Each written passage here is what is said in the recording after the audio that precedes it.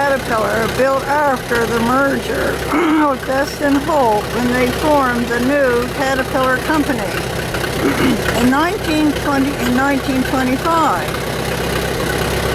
This tractor is a 1931 with drawbar horsepower of 26 and a belt of 30.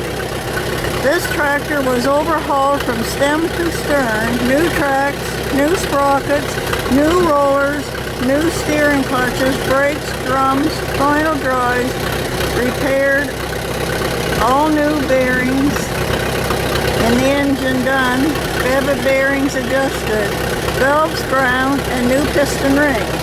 All new gaskets, new seat frame, new seats, mag repaired, all parts painted, 1 coat prime and 2 coats of old yellow. Lastly, a lighting system.